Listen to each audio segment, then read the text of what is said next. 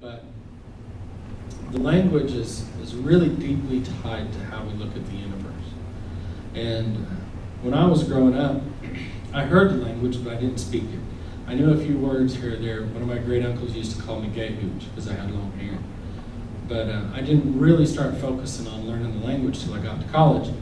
And I took Cherokee as a foreign language requirement, which is kind of ironic. But it really launched me. And for over 10 years now, I've really been working hard to learn the language. I'm not there yet. I'm still doing my best to learn it. But I can get by. I can understand it, and I can have a conversation about almost anything. I don't speak like an elder. I don't have that same level of accuracy. And some of these elders, they sound like poets when they speak. It's absolutely outstanding when they speak the language. But I've learned things about myself. It was almost as the more language I've learned, it was like somebody turned on the lights. I remember when I was little, I'd watch The Wizard of Oz. And the first part's black and white, then suddenly it turns into color, and it's like the movie's changed. And so for me, learning the language is kind of like a colorblind person able to see new colors for the first time. The more I learn, the more I understand about my own family and my own people. I've heard a lot of elders, they'll say, especially when I was first starting to learn the language, they would say things like, if you don't speak Cherokee, you're not Cherokee. They would tell me that. They'd say, it's nice that you're proud to be a Cherokee descendant, but unless you speak Cherokee, you're not a Cherokee Indian. Now, 10 years later, those same elders are a little bit less likely to say that because their own children and grandchildren don't speak the language. Back in 2002, there was a language survey done for the ANA grant that we were trying to use to establish our language programs. And they sent it out to all the registered voters, but registration was not accurate. And they only got about 300 surveys back. That's not a very scientific survey sample. By extrapolation, they determined that there were about 10,000 Cherokee speakers. That was their best estimate based on that survey response. So back in 2002, they guessed that there were about 10,000 speakers. Today, we don't know because that was the last head count we got. Last summer, there were a few of us that were really concerned because we were going around and a lot of our elders that spoke Cherokee were passing away.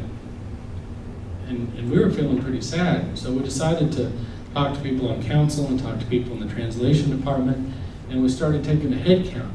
We started looking at all the obituary. And in June, we found 34 fluent speakers that had passed away last June.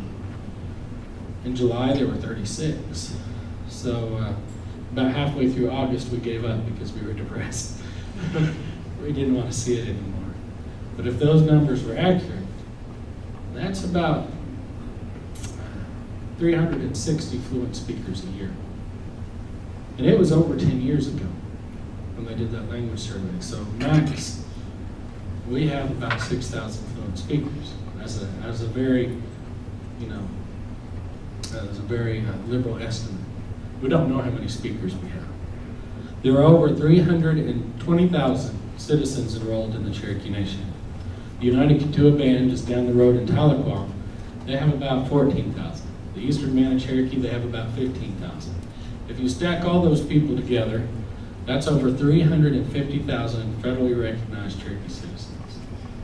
Now, if you go back to the last U.S. Census, not even the last one, actually the year 2000 U.S. Census, there were over 700,000 self-identified Cherokees. I would say there's a lot more since then. Maybe not all of them are Cherokee, but I would say quite a few of them are descendant of Cherokees.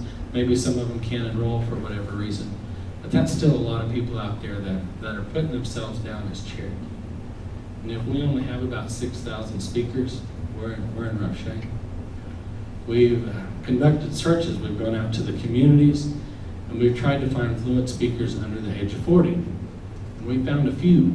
They don't speak like the elders, but they can get by in the language. They're not completely, fully Cherokee speakers by the old folk standards, but they can get by.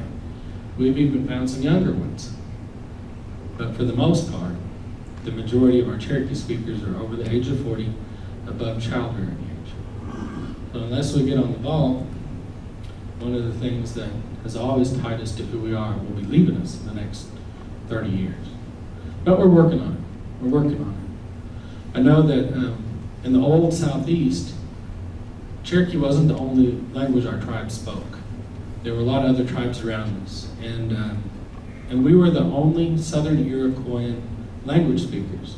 There was another Iroquoian speaking tribe that was near us, the Tuscarora, but their language was also Northern Iroquoian. So we were the only Southern Iroquoian language speakers. And the language that was most similar to ours, according to the linguists, is the Mohawk language. And they said that we diverged from them over 3,000 years ago. So we won't be able to go to another tribe to learn Cherokee if we lose it.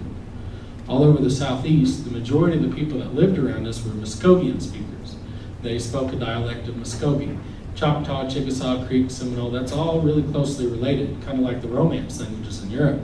Italian is very similar to Spanish, which is similar to Portuguese and French. That's how those Muskogean languages are. We were the odd ones out. That's why the Creeks called us Esti Chiloki, the people that talked funny. And they didn't want to have to learn Cherokee. It was too different. It was too difficult for them. So if we wanted to communicate with our neighbors, a lot of times we would have to learn their languages. And have you guys ever heard of the Chisholm Trail? Jesse Chisholm, he was Cherokee. They say that he used to tax the fire out of those cattle drivers when they would come through his large ranch in Midwestern Oklahoma. And they said that he could speak 12 different languages. When we talked to our elders, they said that they used to speak Creek, or they used to speak Chickasaw and French. Our people have always been multilingual, so it's kind of a new thing for us to only speak English.